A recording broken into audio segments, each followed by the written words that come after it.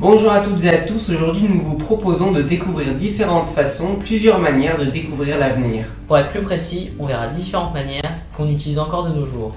Avant de commencer et d'entrer dans le vif du sujet, je te propose de nous servir un verre et que tu nous fasses un petit rappel historique. D'accord, pas de souci. En faisant quelques petites recherches sur le sujet, on s'est rendu compte que l'homme avec un grand H a toujours cherché à connaître son avenir. Les Mayas par exemple, popularisés avec le film 2012 et la fin du monde. Non, tu peux pas. Tu peux pas faire ça, j'étais hyper concentré. J'ai oublié le texte.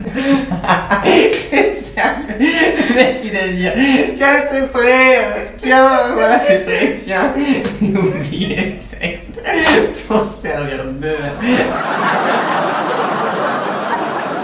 Voilà, c'est prêt. Tiens. Merci. Alors aujourd'hui, pour connaître ton avenir, tu peux faire appel à un professionnel. Par exemple, il pourra lire dans tes mains, à la ligne de tes mains, ou alors aussi lire dans les cartes. Donc si je comprends bien, si je veux Madame Irma, elle pourra lire dans les cartes mon avenir, Ouais. ou elle pourra lire mon avenir dans les mains. Oui, mais ton avenir n'est pas que. C'est-à-dire qu'elle peut aussi lire ton passé. Mon passé. Oui, tout à fait. Si tu veux bien, je te propose de vous expliquer un peu plus en détail les différentes méthodes à utiliser pour lire l'avenir dans les cartes. Ok, pas de problème, bah vas-y. Alors, pour les méthodes avec les cartes, soit on pourra utiliser un tarot de Marseille, dans ce cas-là on utilisera le terme de taromancie, ou alors on préférera utiliser un jeu de cartes traditionnel de 52 cartes, dans ce cas-là on utilisera le terme de cartomancie. Ok, je vois un peu plus clair. Mais j'ai toujours une question qui me traverse l'esprit. Comment est-ce que concrètement on peut deviner ce que les cartes veulent nous dire? Ah, mais en fait, c'est très simple. Mais du coup on va enlever les verres. Pour le tarot, chaque lame a deux symboliques, une symbolique positive et une symbolique négative. Tiens, sur une carte. Ouais. Alors, ça c'est... Ça c'est l'arcane sans nom. Ah d'accord. Par exemple, si vous tombez sur l'arcane sans nom, elle exprime le renouveau, la fin d'un cycle pour un nouveau départ. Elle indique qu'un changement radical va se produire dans telle ou telle situation. Tiens, la deuxième carte. Donc là... Ça, c'est la carte de l'amoureux. L'amour, d'accord. Là, on a l'exemple de la carte de l'amoureux. Il symbolise les valeurs affectives, mais aussi la présence d'un choix à réaliser pour progresser. Il peut aussi révéler une certaine forme d'inconstance. Cette lame peut révéler une profonde indécision, voire un total immobilisme face à une situation difficile. Tiens, la troisième carte. Ok. Alors je vais essayer de deviner. Ça c'est la carte de la Vénus. Non, ça c'est la carte du monde. La carte du monde, d'accord. C'est la carte de ma planète. Ici on retrouve la carte du monde, traditionnellement la meilleure lame du jeu. Elle symbolise la perfection, la réussite et la reconnaissance publique de tel ou tel événement. Mal placée dans le jeu, elle symbolise tout son contraire. Situation d'échec ou de blocage, obstacle difficile à surmonter. D'accord. Mais je sais aussi qu'il est possible de faire un tirage à l'aide de simples cartes à jouer. Ouais. Donc par exemple, l'as de cœur.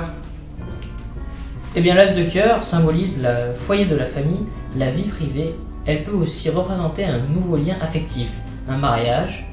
Elle est de bons présages. D'accord. Et par exemple, pour le 6 de pique. Pour cette carte, on parlera d'un petit problème de la vie quotidienne, discussion, petite dispute familiale. Et pour le 10 de carreau. Pour le 10 de carreau, cela va dépendre de la position dans le tirage. Tirée au cœur d'un tirage, cette carte annonce des projets de voyage, des déplacements. En fin de jeu, c'est un changement de situation.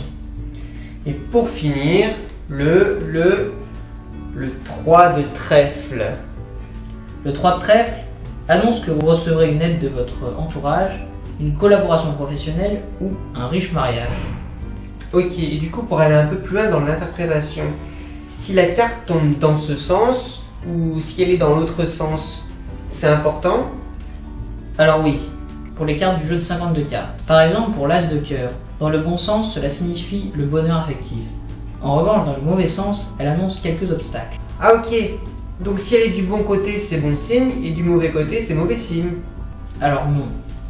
Dans les faits, on ne devrait même pas parler de bon ou de mauvais côté, mais plutôt de dire droite ou renversée.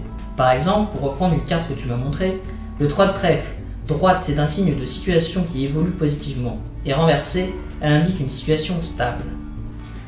Donc en résumé, chaque carte a sa propre symbolique en fonction de sa place dans le tirage, en fonction de sa position physique, à savoir si elle est droite ou si elle est renversée. Voilà, t'as tout compris. Alors merci d'avoir regardé la vidéo et si vous avez aimé, vous pouvez nous donner un pouce bleu et vous abonner, ça nous fera très plaisir.